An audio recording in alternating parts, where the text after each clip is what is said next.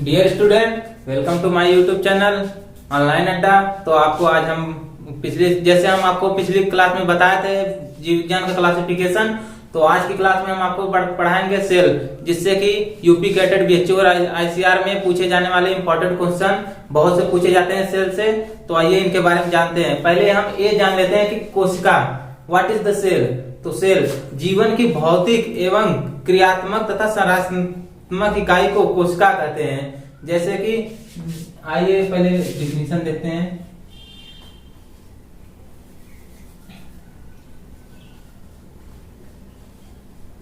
कोशिका तो जीवन की क्रियात्मक एवं संरचनात्मक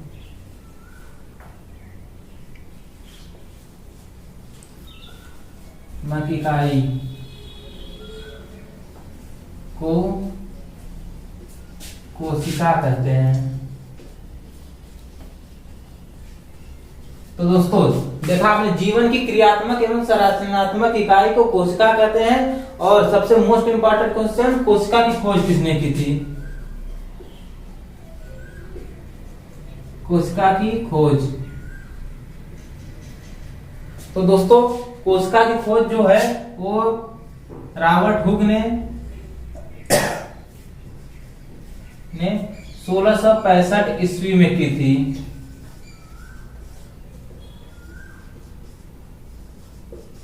तो दोस्तों जब सबसे मोस्ट इंपॉर्टेंट क्वेश्चन है कोशिका से, वो है कोशिका की खोज। तो रॉबर्ट हुक ने 1665 ईस्वी में कोशिका की खोज की थी। और जीवित कोशिका की खोज जो है जीवित कोशिका की खोज इन्होंने किया था एंटनी वान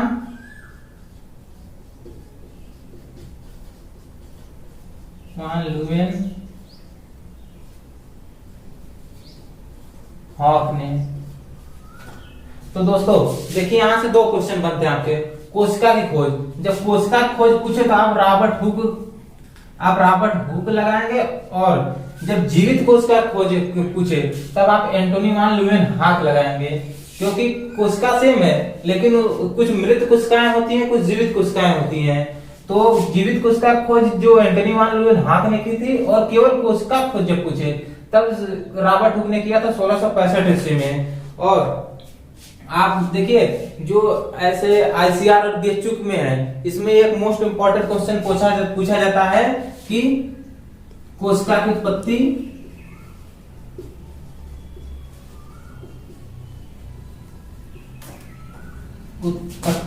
अपनी पूर्ववर्ती कोशिका से होती है।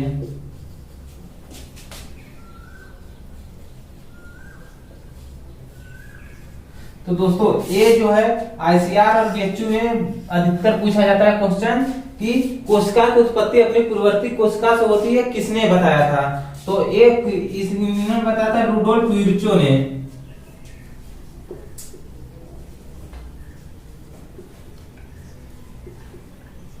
तो दोस्तों ये वाला क्वेश्चन बहुत इंपॉर्टेंट रखता है आईसीआर और बीएचयू के लिए, इसलिए आप इसे अच्छी तरह नोट कर लें, विर्चोन, और इसे अच्छी तरह याद कर लेंगे। तो आइए आगे बढ़ते हैं। तो ये दोस्तों यूपी कैटेट के लिए बहुत इंपॉर्टेंट क्वेश्चन है। तो उसका नाम है माइक्रोग्राफिया।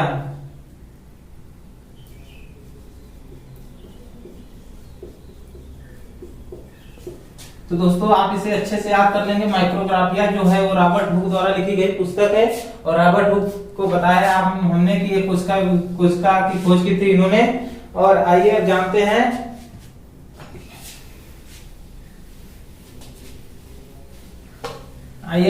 कोशिका कितने प्रकार की होती हैं। तो दोस्तों कोशिकाएं दो प्रकार की होती हैं, प्रोकैरियोटिक कोशिकाएं और यूकैरियोटिक कोशिकाएं। तो इनके बारे में जानते हैं।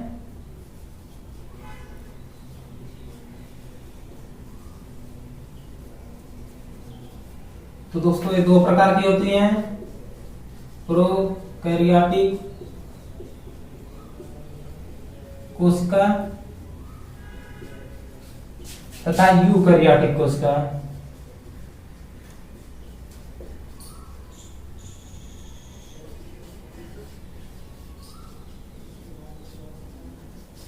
तो दोस्तों जो प्रोकैरियोटिक कोशिकाएं हैं ये एक कोशिकीय जंतु होते हैं। तो दोस्तों प्रोकैरियोटिक कोशिकाओं में सबसे मोस्ट क्वेश्चन पहला होता है यह एक कोशिकीय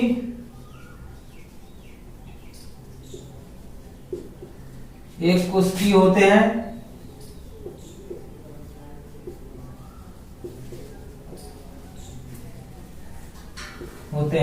और जो प्रोकैरियोटिक में इसमें 70 एस प्रकार का डीएनए,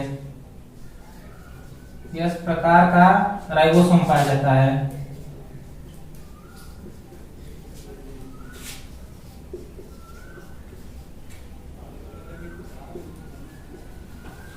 है 60 प्लस 30, अरे 50 प्लस 30 रहता है दोस्तों, 50 एस प्लस 30 एस प्रकार का। और जो इसमें सबसे मुख्य है वो है इसमें जो प्रोकैरियोटिक कोशिकाएं होती हैं इनमें कुछ कोशिकाएं उपस्थित रहते हैं जो यूकैरियोटिक कोशिकाओं में पाए जाते हैं, जैसे माइटोकॉन्ड्रिया,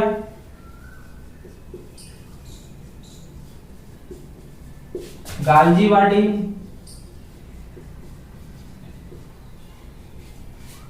बॉडी और हरित लवक,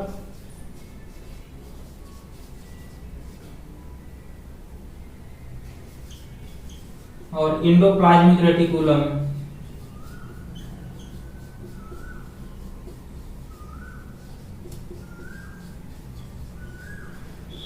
दोस्तों इंडोप्लाज्मिक रेटिकुलम को प्रद्रव्य जालिका भी कहते हैं, तो आप इसे याद रखेंगे।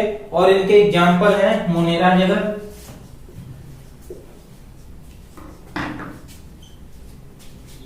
साइनोबैक्टीरिया,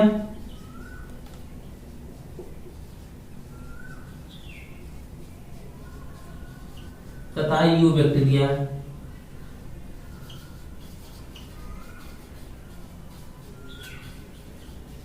तो दोस्तों जैसा हमने आपको बताया कि जो प्रोकैरियोटिक कोशिकाएं होते हैं इनमें अधिकतर जो जीव होते हैं वो एक कोशिकीय होते हैं, और इनमें जो है राइबोसोम वो 70 इस प्रकार का पाया जाता है, 50 एस प्लस 30 एस करके।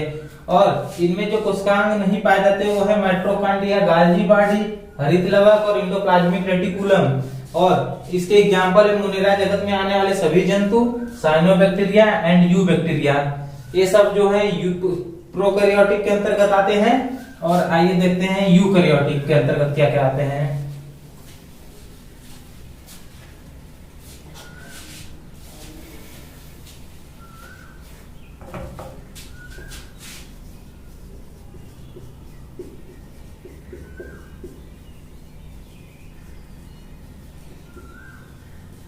तो दोस्तों जो यूकैरियोटिक कोशिकाएं होती हैं ये एक कोशिकीय या बहुकोशिकीय हो सकती हैं, ये अधिकतर बहुकोशिकीय कोशिकाएं होती हैं यूकैरियोटिक कोशिकाएं।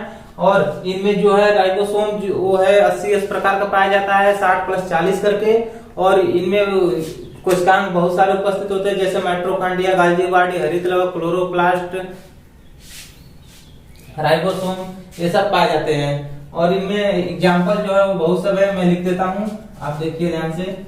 देखिए इसमें अधिकतर बहुकोशिकीय जीव तथा जंतु तथा इसमें राइबोसोम जो है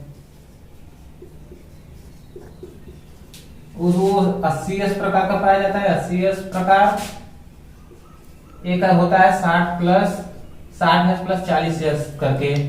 एक बहुत इंपॉर्टेंट है जो पूछा जाता है अक्सर बीएचओ और आईसीआर में, 60 एस प्लस 40 एस। इनको आप लोग याद करें, ऐसे जोड़ने पर तो ये 100 एस होते हैं, लेकिन इनको 10-10 घटा के जोड़ा जाता है, इसलिए 80 इस प्रकार के होते हैं। और आपको एक सबसे मुख्य चीज बताया, जो प्रोकैरियोटिक कोशिकाएं होती हैं उनमें हिस्टोन प्रोटीन नहीं पाया जाता है, जबकि यूकैरियोटिक कोशिकाओं में हिस्टोन प्रोटीन पाया जाता है।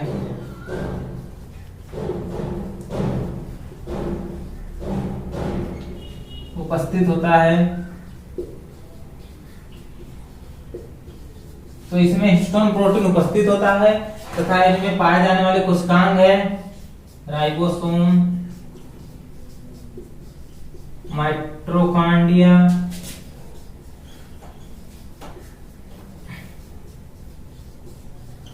गाल्जी बॉडी, कोशिका द्रव्य,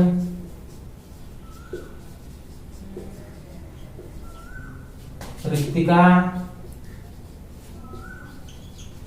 तो दोस्तों और इसके एग्जाम्पल हैं, तो इसके एग्जाम्पल है प्रोटोजोआ, पैरामीशियम, जंतु जगत तथा पेड़ पौधे। तो दोस्तों देखते हैं यूकैरियोटिक कोशिकाएं। तो इसमें अधिकतर बहुकोशिकीय जंतु पाए जाते हैं, जीव जंतु। और इसमें जो सबसे मुख्य क्वेश्चन होता है ये होता है राइबोसोम का। किसमें राइबोसोम कैसा पाया जाता है? तो दोस्तों प्रोकैरियोटिक में जो है उसमें 70S का पाया जाता है, जबकि यूकैरियोटिक कोशिकाओं में 80S का पाया जाता है। आप इसे अच्छे से याद रखेंगे। और इसमें 60 + 40 करके पाया जाता है, और उसमें 50 + 30 करके पाया जाता है। और हिस्टोन प्रोटीन इसमें जो है मुख्य है हिस्टोन प्रोटीन, जो यूकैरियोटिक कोशिकाओं में हिस्टोन प्रोटीन उपस्थित रहता है, जबकि प्रोकैरियोटिक कोशिकाओं में हिस्टोन प्रोटीन अनुपस्थित होता है। और राइबोसोम, और इसमें पाए जाने वाले जो कोशिकाएं मुख्यतः है राइबोसोम, माइटोकॉन्ड्रिया, गोल्गी बॉडी, कोशिका द्रव्य, रिक्तिकाएं, ये सब पाई जाती हैं। और इसके एग्जाम्पल हैं प्रोटोजोआ, अमीबा। ये सब एक कोश की हैं पर बहुसंरचनी होते हैं, एक कोश की बहुसंरचनी होते हैं। और ये जीव जंतु जगत ये सब बहुत कोश की होते हैं, और इनकी संरचनाएं जटिल होती हैं।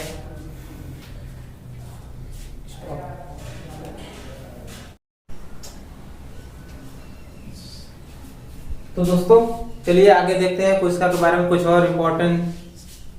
तो जैसे एक इम्पोर्टेंट क्वेश्चन पूछा जाता है, सबसे छोटी कोशिका।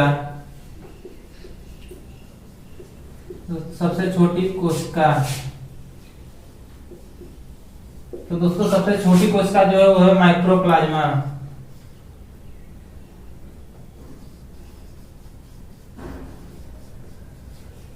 दोस्तों ये जो माइक्रोप्लाज्मा है दोस्तों, ये अभी तक की सबसे छोटी कोशिका है। और माइक्रोप्लाज्मा के बारे में जानते हैं और कुछ। तो माइक्रोप्लाज्मा जो है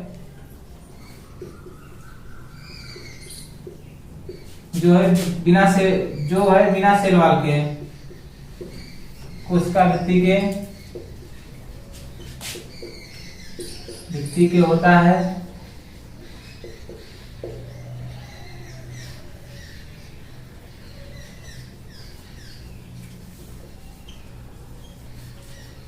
और इस पर एंटीबॉडी कार्य नहीं करता। तो दोस्तों जैसे माइक्रोप्लाज्मा सबसे छोटी कोशिका, और माइक्रोप्लाज्मा ये बिना सेल वाल कोशिका भित्ति की पाई जाती है, और इस पर एंटीबॉडी काम नहीं करता, क्योंकि जो एंटीबॉडी होता है वो सेल वाल के कार्य करता है। और सबसे बड़ी कोशिका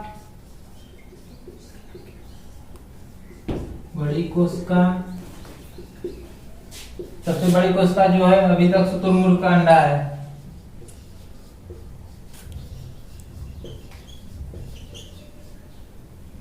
तो दोस्तों ये दो क्वेश्चन आप अच्छे से रट लेना, सबसे छोटी कोशिका और सबसे बड़ी कोशिका, ये अक्सर पूछे जाते हैं। और तो दोस्तों आइए देखते हैं कोशिका के बारे में और कुछ इंपॉर्टेंट जानकारी। तो कोशिका सिद्धांत, जो कोशिका सिद्धांत है वो स्लाइडन एवं समान ने दिया था।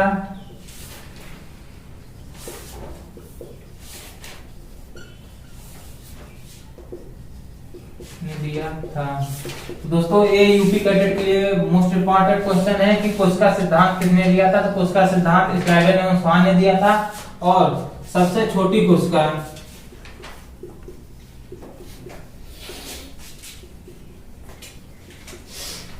तो दोस्तों सबसे छोटी कोशिका जो है वो है माइक्रोप्लाज्मा।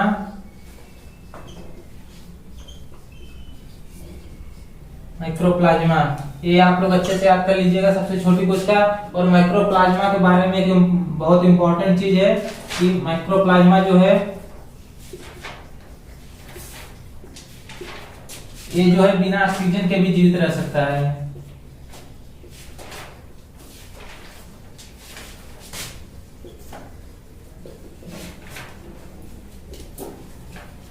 के भी जीवित रह सकता है।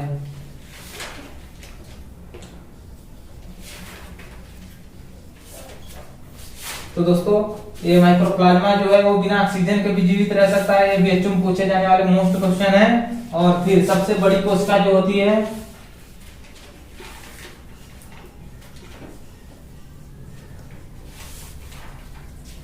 ये जो सबसे बड़ी कोशिका ये है शुतुरमुर्ग का अंडा।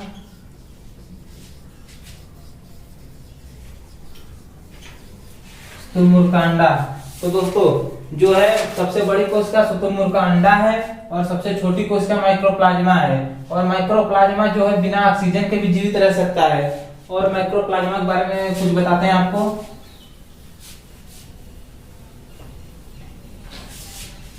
तो दोस्तों जो माइक्रोप्लाज्मा है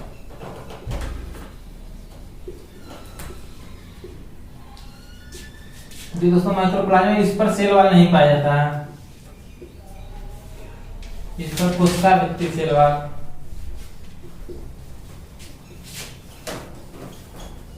कोशिका भित्ति है जो वो नहीं पाई जाती।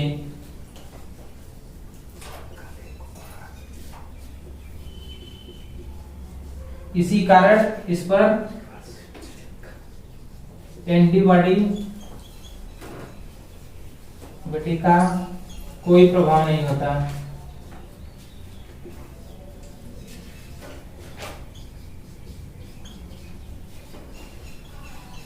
तो दोस्तों जो माइक्रोप्लाज्मा है इस पर कोशिका भित्ति नहीं पाई जाती है और इस कारण इस पर कोई एंटीबॉडी जो होता है उसका कोई प्रभाव नहीं होता है। और एंटीबॉडी कोई प्रभाव नहीं होता। और फिर आइए आगे कुछ जानते हैं। स्टार्ट। तो दोस्तों जैसे आपने देखा कि सबसे छोटी कोशिका है जो है वो है माइक्रोप्लाज्मा और सबसे बड़ी कोशिका शुतुरमुर्ग का अंडा है। और जो सबसे छोटी कोशिका माइक्रोप्लाज्मा है ये बिना ऑक्सीजन के भी जीवित रह सकती है। बहुत इंपॉर्टेंट क्वेश्चन है आपके बीएचयू और आईसीआर के लिए। और जो माइक्रोप्लाज्मा है इस पर कोशिका भित्ति नहीं पाई जाती, इसलिए इस पर कोई भी एंटीबायोटिक कार्य नहीं करता। तो आइए कुछ देखते हैं कोशिका जगत के जो कुछ अपवाद है, कुछ जीव उनके बारे में देखते हैं। तो कोशिका जगत के अपवाद,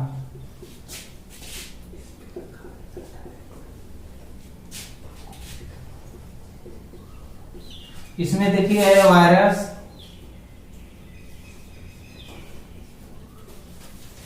लाइकेन, यूग्लिना।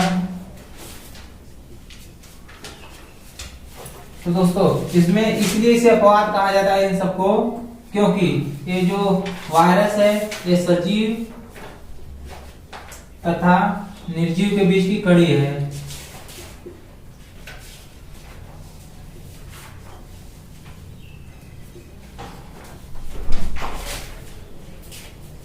इसकी कड़ी है क्योंकि जो वायरस होते हैं अगर ये तभी सक्रिय होते हैं जब इनके लिए कोई अदर इनके लिए प्रोटोप्लाज्म पे जाएंगे तो जीवित हो जाएंगे। अन्यथा अगर ये कहीं पड़े हैं क्रिस्टल रूप में तो ये ऐसे ही पड़े रहेंगे, तब ये निर्जीव होते हैं। और तो दोस्तों जो वायरस होता है वो वायरस इसका ये जो है ये सजीव किस प्रकार से और निर्जीव किस प्रकार से आपको हम बताते हैं। ये जो निर्जीव है वायरस,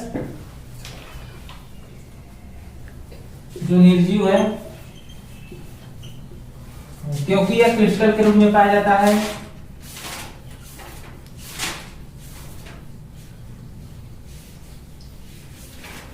क्रिस्टल के रूप में पाया जाता है। तो दोस्तों वायरस निर्जीव इसलिए क्योंकि यह क्रिस्टल के रूप में पाया जाता है और किसी स्थान पे किसी वस्तु पे पड़ा रहता है निर्जीव के रूप में। लेकिन जब वायरस किसी जंतु के कोशिका द्रव्य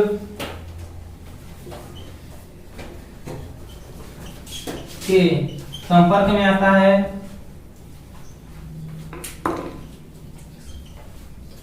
जब वायरस किसी वस्तु के कोशिका द्रव्य के संपर्क में आता है तब वह जीवित हो जाता है तथा अपनी तथा वह अपनी उपापचयी क्रियाओं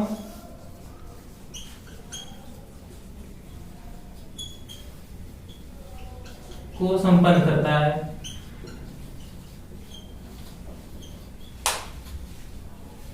तो दोस्तों जो वायरस है वह सजीव और निर्जीव के बीच की कड़ी है, तथा वायरस निर्जीव है क्योंकि वह क्रिस्टल के रूप में पाया जाता है, और सजीव है वो सजीव तब होता है जब किसी जंतु के कोशिका द्रव्य के संपर्क में आता है तो वो सजीव हो जाता है और वह अपनी मेटाबॉलिक यानी उपापचयी क्रियाओं को संपन्न करता है। और आगे देखते हैं जो है लाइकेन। तो लाइकेन जो है पहले देख लेते हैं यूग्लिना क्यों इसे कहा गया है। तो यूग्लिना जो है ये पादप एवं जंतु के बीच की कड़ी है। तो दोस्तों जो यूग्लिना है वो पादप एवं जंतु के बीच की कड़ी है, लेकिन कैसे? तो देखिए जो यूग्लिना है इसमें प्रकाश संश्लेषण की क्रिया होती है।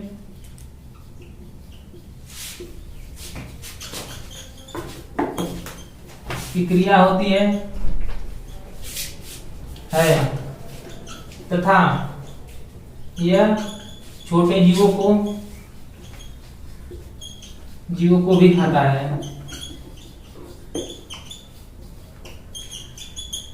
तो दोस्तों जिसमें भी प्रकाश संश्लेषण की क्रिया होती है वो सभी पादप होते हैं, और जो अपना जीवन अदर जंतुओं पर डिपेंड रहते हैं वो जंतु होते हैं। और जो यूग्लिना है इसमें प्रकाश संश्लेषण और ये छोटे जीवों को भी खाते हैं, इसलिए इसमें दोनों होती है, इसलिए इसको दोनों के बीच की कड़ी कहा जाता है। और तथा लाइकेन जो है वो शैवाल एवं कवक के बीच की इकाई है।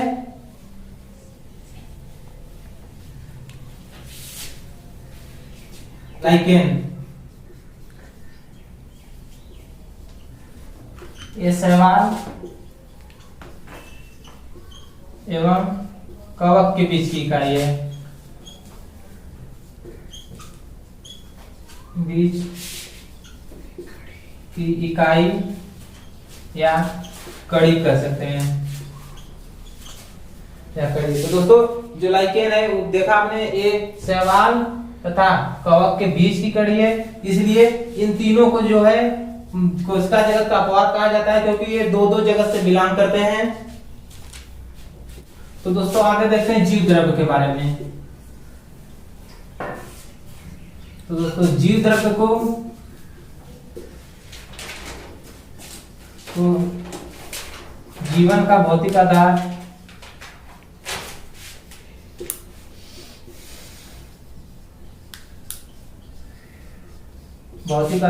ये प्रोफेसर हक्सले ने कहा था।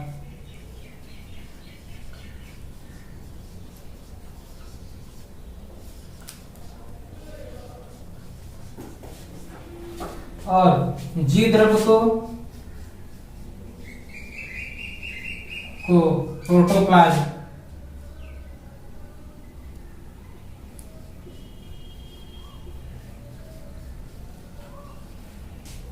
तो दोस्तों जैसे देखिए जीव द्रव्य को जीवन का भौतिक आधार प्रोफेसर हक्सले ने कहा था, और जीव द्रव्य को प्रोटोप्लाज्म नाम दिया था पुरकिंजे ने।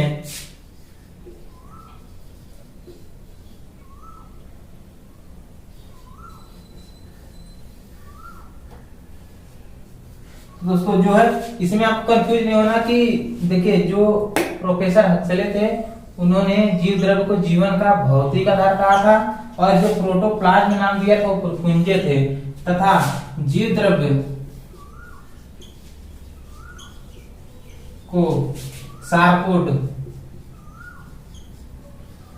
नाम डुजार्डिन ने दिया था।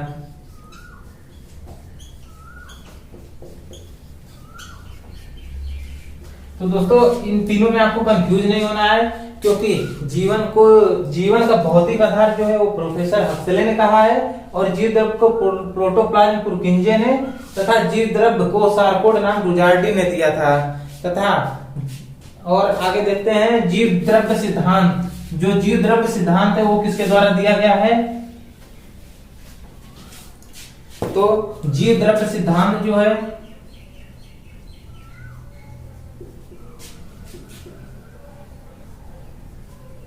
जीव द्रव्य सिद्धांत वो मैक एवं सुलजे ने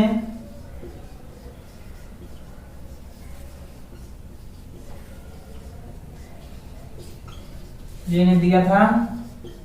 तो दोस्तों देखिए, जैसे कोशिका सिद्धांत जो है वो जो कोशिका सिद्धांत था जो है वो स्लाइडन एवं जो कोशिका सिद्धांत था वो स्लाइडन एवं स्वान ने दिया था, और जो जीव द्रव्य सिद्धांत है वो मैक एवं सुलजे ने दिया था। इसमें आपको कंफ्यूज नहीं होना है, क्योंकि ऐसे क्वेश्चन आपको कंफ्यूज कर देते हैं अक्सर करके। तो जो जीव द्रव्य है वो जीव द्रव्य को दो भागों में बांटा गया है।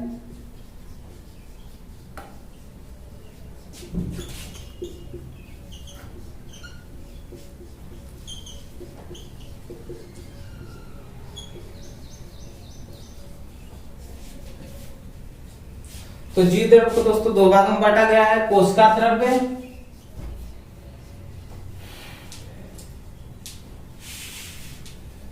एवं केंद्रक। तो दोस्तों जो जीव द्रव्य है उनको दो भागों में बांटा गया है, कोशिका द्रव्य एवं केंद्रक। तो दोस्तों अब जो कोशिका द्रव्य है और केंद्रक, इसके बारे में हम आपको नेक्स्ट वीडियो में पढ़ाएंगे। तब तक के लिए अभी इतना ही। आप लोग इसे ध्यान से देखिए और पढ़िए, और ज्यादा से ज्यादा हो सके तो हमारे चैनल को सब्सक्राइब करें, लाइक करें और शेयर करें। और आपको जो भी इस वीडियो या इस टॉपिक पे आगे भी कोई टॉपिक है जिस पर आपको समस्या समझ में आ रही है तो कमेंट करें, उसका समाधान हम आपको जरूर देंगे। और इसमें जो कोशिका द्रव्य है और केंद्रक है इसके बारे में हम नेक्स्ट वीडियो में पढ़ाएंगे आपको। तभी तक के लिए धन्यवाद।